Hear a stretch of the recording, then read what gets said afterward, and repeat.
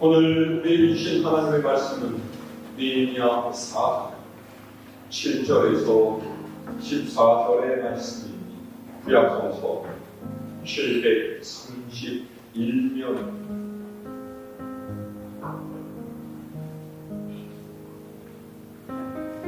봉독하겠습니다. 산발락과 도비야와 아라비아 사람들과 암몬 사람들과 아스도 사람들이 예루살렘 성이 중수되어 그 허물어진 틈이 메꿔져 간다 함을 듣고 심히 분노하여 다 함께 꾀하기를 예루살렘으로 가서 치고 그곳을 요란하게 하자 하니라. 우리가 우리 하나님께 기도하며 그들로 말미암아 파수꾼을 두어 쥐하고 방비하니라. 유다 사람들은 이르기를 흙무더기가 아직도 많거늘 짐을 나르는 자의 힘이 다 빠졌으니 우리가 성을 건축하지 못하리라 하고, 우리 원수들은 이르기를 그들이 알지 못하고 보지 못하는 사이에 우리가 그들 가운데 달려들어가서 살육하여 역사를 그치게 하리라 하고, 그 원수들의 근처에 거주하는 유다 사람들도 그 각처에서 와서 10번이나 우리에게 말하기를 너희가 우리에게로 와야 하리라 하기로, 내가 성벽 위에 낮고 넓은 곳에 백성이 그들의 종족을 따라 칼과 창과 활을 가지고 서 있게 하고, 내가 돌아온 후에 일어나서 귀족들과 민장들과 남은 백성에게 말하기를 너희는 그들을 두려워하지 말고 지극히 크시고 두려우신 주를 기억하고 너희 형제와 자녀와 아내와 집을 위하여 싸우라 하였느니라. 아멘. 우리는 인생을 살면서 수많은 담들을 만납니다. 담이란 우리가 인생의 다음 단계로 향할 때 우리를 막아서는 장애물들을 뜻합니다. 문제는 하나의 담을 넘은 다음에 또 다른 담이 기다리고 있고, 겨우 애써서 그 담을 넘어서면 더 높은 다른 담이 기다리고 있다라는 것이죠. 고3 수험생이 입시 경쟁을 뚫고서 대학에 들어가면 그게 끝입니까? 아니죠. 더 높은 취업의 담이 기다리고 있습니다. 지옥 같은 취업 경쟁을 넘어서 겨우 입사를 하면 그것보다 훨씬 더 크고 두터운 진급과 승진의 담이 기다리고 있습니다. 승진만 하면 됩니까? 결혼의 담도 있고, 자녀 양육의 담도 있고, 내 집 마련의 담도 있고, 노후 생활의 담도 기다리고 있습니다. 게다가 예기치 않게 불쑥 이곳저곳에서 솟구치는 수많은 담들이 우리의 인생 가운데 즐겨 어떻게 이 담을 넘어설 수가 있을까요? 무엇을 의지하고 우리의 인생길을 살아낼 수가 있겠습니까? 오늘 읽은 말씀은 예루살렘 성벽 재건 작업을 시작한 느헤미야와 이스라엘 백성들에게 닥친 위기에 대해서 기록을 하고 있습니다. 느헤미야는 무너진 예루살렘 성벽을 다시 복구하기 위해서 일정하게 구간을 나누고 그 구간마다 담당자를 세워서 성벽을 쌓아 올리기 시작했습니다. 그리고 이스라엘 백성이 성벽을 쌓는 작업에 들어갔다라는 소식이 주변에 널리 퍼져나가죠. 그러자 이에 대해서 부정적으로 반응하는 이들이 나타났습니다. 자, 우리 오늘 말씀 위로 올라가서 느헤미야 4장 1절에서 2절 말씀 함께 읽어요. 1절의 말씀입니다. 시작. 산발라시 우리가 성을 건축한 그에 분노하여 유다 사람들을 비웃으며. 아멘. 이 산발랏은 유대 북쪽에 위치한 사마리아 지역의 총독이었는데 이스라엘이 예루살렘 성벽을 쌓는다는 소식을 듣고 크게 분노했어요. 왜요? 무슨 관계가 있기에 산발랏이 예루살렘 성벽을 쌓는 것에 화를 낸 것일까요? 그는 예루살렘이 계속 폐허가 된 상태로 있기를 바랬습니다.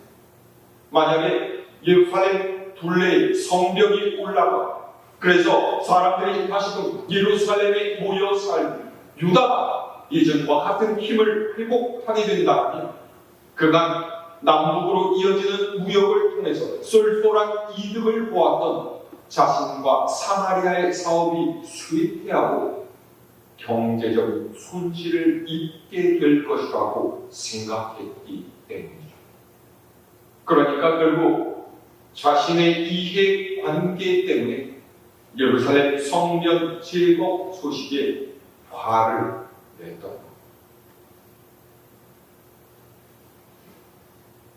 세상의 방법대로 산다는 것은 보통 이런 식입니다.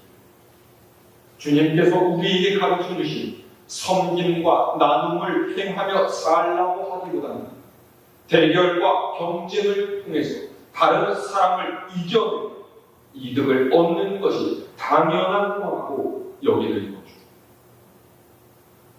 산발랏의 이런 태도는 내 옆에 사람은 열심히 공부해서 성적이 올라가고 시험에 합격하면은 그와 반대로 내 성적이 내려가고 내가 시험에 붙을 확률이 줄어든다라고 옆 사람에게 화를 내는 것과 다를 바가 없습니다.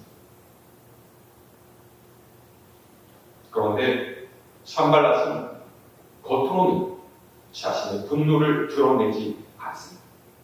그것은 별 문제가 아니라는 척 하면서 이스라엘을 조롱합니다. 그가 뭐라고 합니까? 자, 2절에서 3절 말씀을 읽습니다. 시작. 자기 형제들과 사마리아 본대 앞에서 일러 말하되 이 미약한 유다 사람들이 하는 일이 무엇인가? 스스로 견고하게 하려는가? 제사를 드리려는가?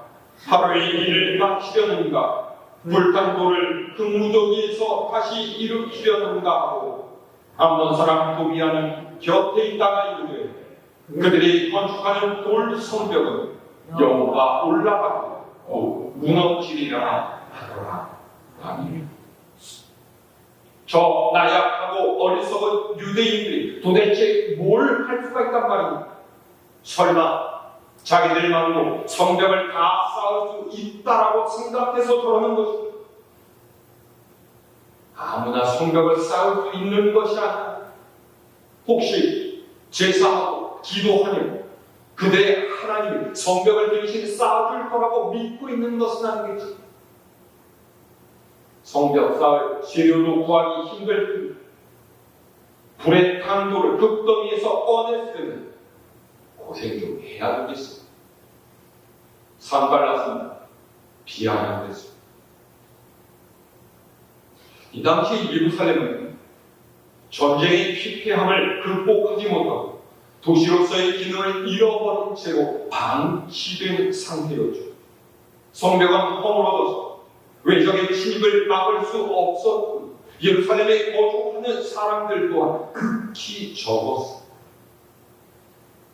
그래서 산발랏이 이렇게 업신여기거든요. 그의 신복인 도비야 또한 곁에 있다. 한마디를 보니 당연한 말입니다. 성벽도 기술이 있어야 건축을 하는 거죠. 저들이 쌓는 성벽은 여우가 올라가고 무너져 내릴 겁니다. 이런 말들은 사실 여부를 떠나서 듣는 이를 기분 나쁘게 하고 사기가 떨어지게끔 하고 격려의 말, 용기를 북돋아주고 진취적인 자세를 갖게 하지만 그 반대의 말은 화를 끌어오르게 하고 그래서 이성적인 판단을 흐리게만 합니다. 그리고 이런 말들을 반복해서 듣다 보면 안 되면 할 수 없죠. 본래 기대 없이 시작한 일이었어. 하다가 그만둬. 누가 뭐라고 했어? 이런 부정적인 분위기가 만들어집니다. 산발락과 도비아의 이 조롱의 말을 건너서 느헤미야로 듣게 되었습니다. 느헤미야가 어떻게 대응했습니까? 이거 정말 제대로 되어가고 있지 못하는 건가? 뭔가 다른 대책을 세워야 되나? 흔들리면서 불안해하지 않았습니다. 화를 내면서 너희가 우리 하는 일에 무슨 상관이냐? 니네 할 일이나 제대로 해라. 한 번만 더 그딴 소리 하면 내가 가만두지 않겠어. 맞대응하는 것도 아니에요. 느헤미야라고 왜 기분이 나쁘지 않고 왜 한마디 하고 싶지 않았겠습니까? 그런데 느헤미야는 이들의 말에 아무런 반응도 하지 않고 그는 하나님 앞으로 나아가 기도했습니다. 자, 4절에서 6절의 말씀을 읽어볼게요. 시작.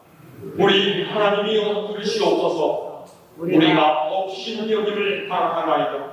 원하건대 그들이 욕하는 것을 자기들의 머리에 돌리사 노략거리가 되어 이방에 사로잡히게 하시고 주 앞에서 그들의 악을 덮어두지 마시며 그들의 죄를 도말하지 마옵소서. 그들이 건축하는 자 앞에서 주를 노하시게 하였음이니이다 하고 이에 우리가 성을 건축하여 전부가 연결되고 높이가 절반에 이르렀으니 이는 백성이 마음 들여 일을 하였음이니라. 아멘. 그는 화나고 억울한 심정을 하나님 앞에 내어놓았습니다. 느헤미야가 엄청난 성인 군자였기 때문에 조롱을 당하고 허허 웃으면서 지나칠 수 있었던 것이 아닙니다. 모든 나쁜 말에는 독이 있습니다. 근거 없는 비난, 야비한 조롱을 드리고 속이 뒤집히는 것이 보통 사람의 심정이죠. 여러분, 누군가와 다투거나 혹은 다른 사람에게 억울하게 질책을 당해본 일 있지 않으십니까?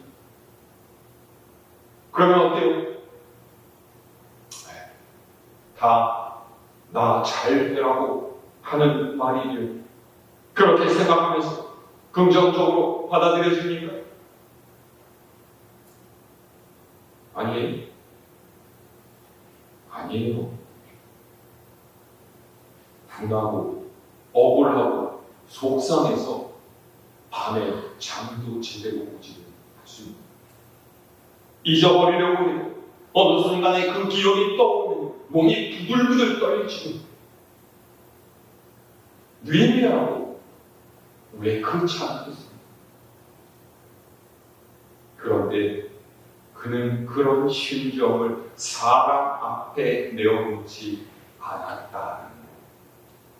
대신에 하나님께 자기의 마음을 통해 느헤미야의 기도를 보세요. 뭐라고 했습니까?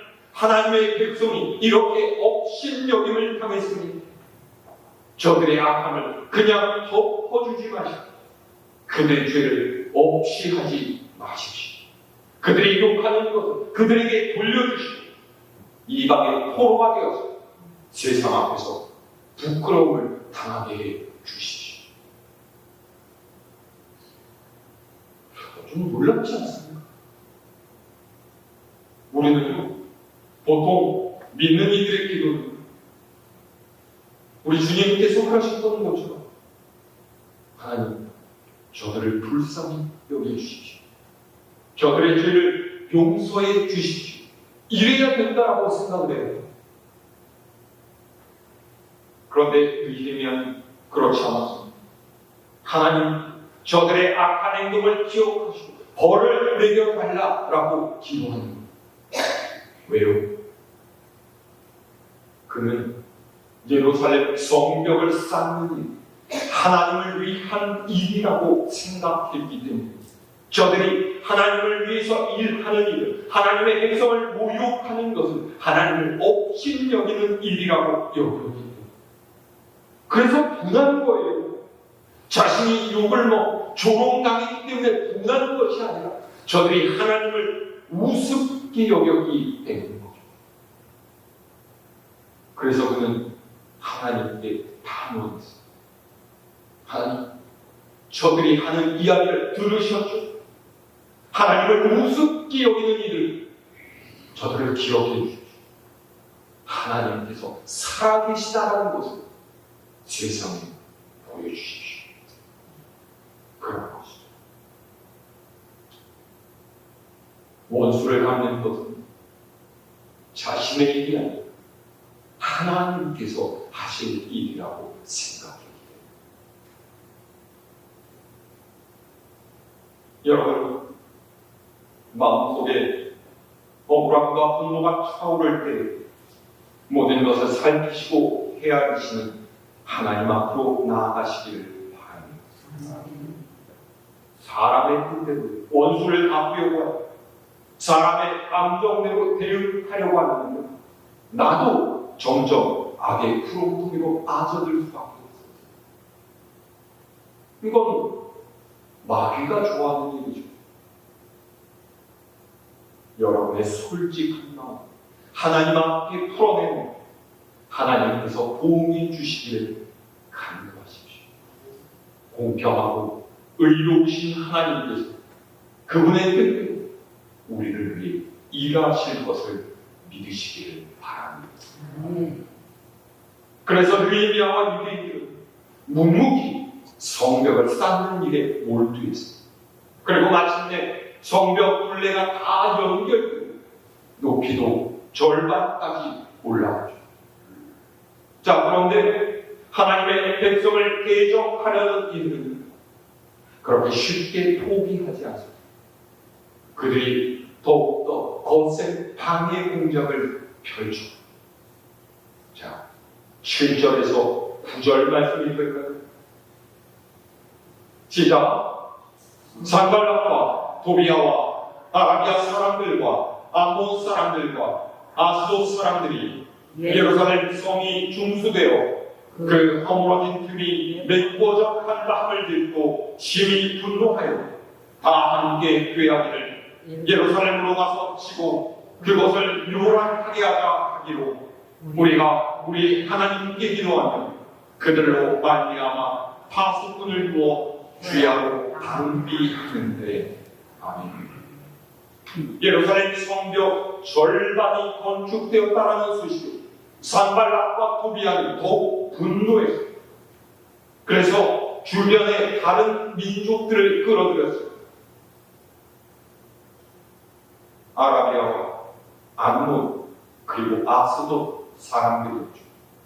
산발락은 예루살렘 북쪽 사마리아 총독이었고 아라비아는 예루살렘 남쪽 그리고 아스돗은 예루살렘 서쪽에 위치해 있으니 그야말로 사방에서 예루살렘을 에워싸서 유대인들을 치고 혼란을 일으키자 이렇게 모의한 겁니다.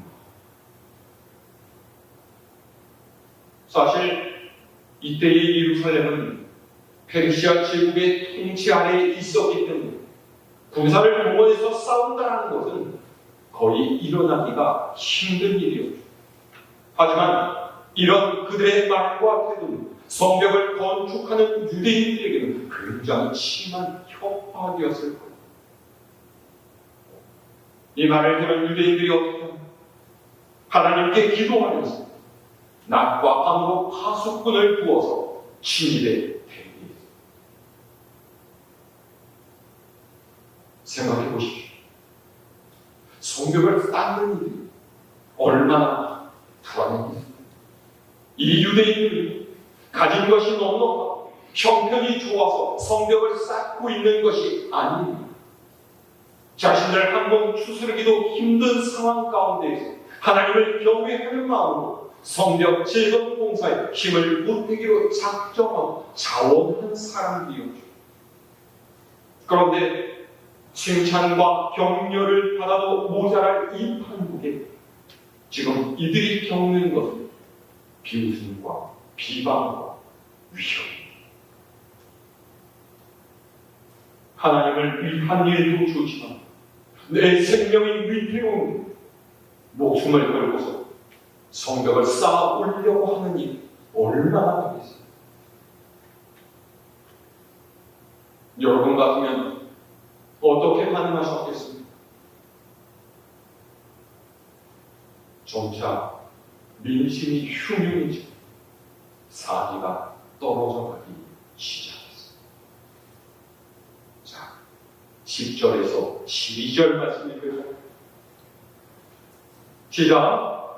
유다 사람들은 이르기를 그 무더기가 아직도 많다면 짐을 나가는 자의 힘이 다 빠졌으니 우리가 성을 건축하지 못하리라 하고, 우리의 원수들은 이르기를 그들이 알지 못하고 보지 못하는 사이에 우리가 그들 가운데 달려 들어가서 사륙하여 역사를 그치게 하리라 하고, 그 원수들의 근처에 거주하는 유다 사람들도 그 각처에서 와서 10번이나 우리에게 말하기를 너희가 우리에게로 와야 하리라 하기로. 아멘. 유대인들이 뭐라고 말하기 시작했어요? 아직 해야 할 일이 한참 많이 남았는데 짐을 나르는 이들의 일꾼의 힘이 다 빠졌으니 이 일을 어떻게 해야 좋단 말이냐. 필경은 우리가 이 성을 다 건축하지 못하여 비관하는 이들이 생겨났다라는 것이, 게다가 적대자들은 공공연한 테러와 살인을 일으켜서라도 성벽 공사를 중지시키겠다 계속 협박하고 있죠. 또 12절 보세요. 사마리아 근처에 사는 유대인들, 너희가 뭐라고 그 고생을 하고 있느냐? 그러지 말고 그냥 이쪽으로 와서 살자. 성벽을 쌓는 것은 그만둬라. 와서 10번씩이나 회유를 했다.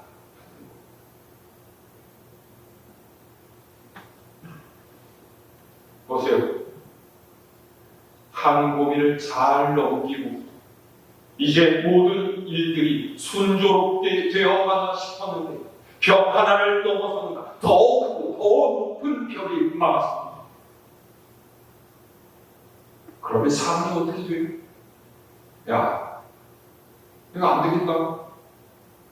더 이상은 이 앞으로 나아갈 수가 없어. 다른 길을 가든지 아니면 여기서 멈춰야겠다. 이런 생각이 들지 않겠습니까? 생각해보면 우리의 인생에는 언제나 이 같은 일들이 일어납니다.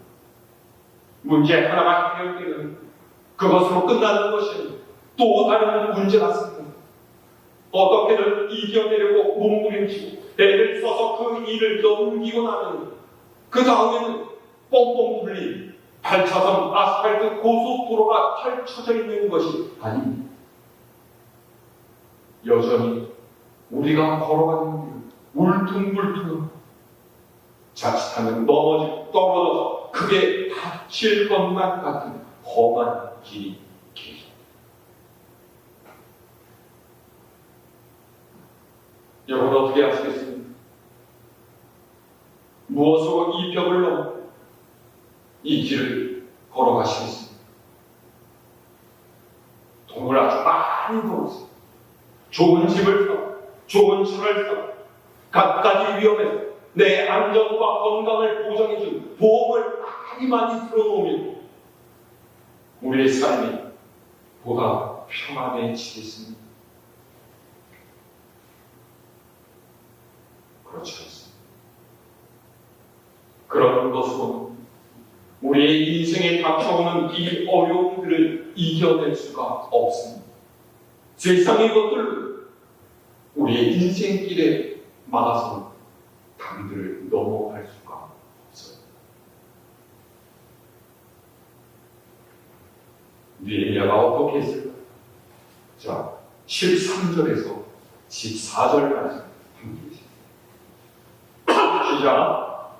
내가 성벽 위에 낮고 넓은 곳에 백성이 그들의 종족을 따라 칼과 창과 활을 가지고 서 있게 하고, 내가 도망 위에 일어나서 귀족들과 민장들과 남은 백성에게 말하기를, 너희는 그들을 두려워하지 말고 지극히 크시고 두려우신 주를 기억하고 너희 형제와 자녀와 아내와 집을 위하여 싸우라 하였느니라. 아멘. 느헤미야는 백성을 무장시킨 후에 한 자리에 오고 이야기했습니다. 너희는 저들을 두려워하지 말고 우리가 진짜 두려워해야 할 분은 크신 하나님이심을 기억해. 용기를 내어 너희 권력과 집을 위해서 싸우라. 느헤미야는 먼저 그들에게 하나님을 기억하라고 했습니다. 왜요? 우리의 인생의 가장 큰 위기는 내가 목표하는 바를 이루는 것에 실패하고 물질로 인한 곤궁함을 겪거나 건강이 나타나는 그런 것이 아닙니다. 하나님께서 나와 함께 하고 계시다는 이 사실을 있는 것. 하나님께서 나의 힘이 되시고 하나님께서 내 삶을 이끌어 가시는 분이시라는 믿음을 잃어버리는 것. 내가 가진 모든 것을 다 잃는다고 생명의 주인이시며 이 세상을 이끌어 가신 하나님께서 나와 함께 하시고 나를 놓지 않으신다는 것을 기억하고 우리는 어떤 어려움 가운데서 다시 일어날 수가 있습니다. 오늘 말씀 아래로 내려가서 20절 말씀을 느헤미야가 이렇게 말합니다. 자, 우리 20절 말씀을 함께 읽어볼까요? 시작. 너희는 어디서든지 나팔 소리를 듣거든 그리로 모여서 우리에게로 나아오라. 우리 하나님이 우리를 위하여 싸우시리라 하였느니라. 아멘.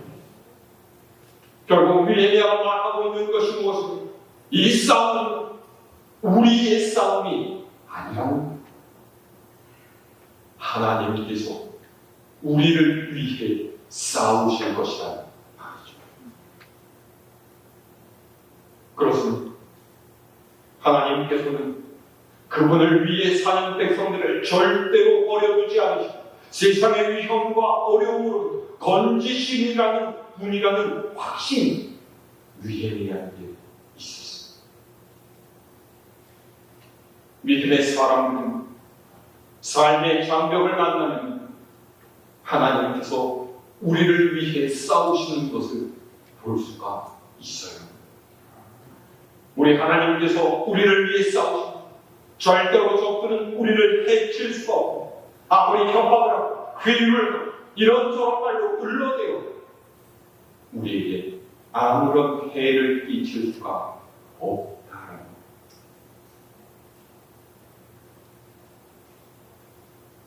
오늘 여러분 앞에 놓인 장벽은 무엇입니까? 내 마음을 위축시키고 근심하게 하고 앞으로 나아가지 못하고 사기를 뽑는 일들이 무엇입니까?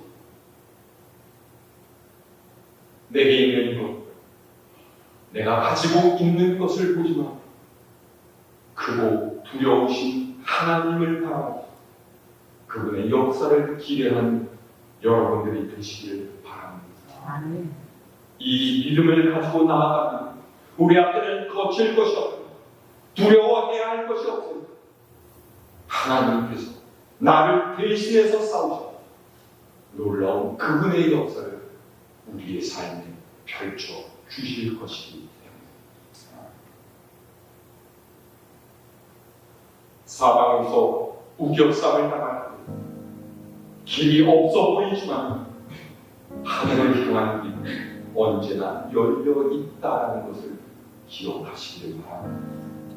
장벽 앞에 굴복하는 연약한 인생이 아니라 더 큰 믿음으로 그 장벽을 뛰어넘는 여러분들이 되시기를 바랍니다.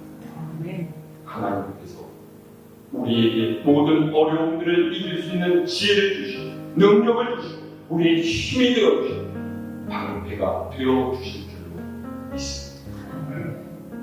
이 한 주간 크고 두려우신 하나님을 기억하면서 믿음으로 이 세상의 모든 어려움들을 이겨내는 우리 갈보리 교회 모든 식구들 될 수 있기를 우리 주님의 이름으로 축원합니다.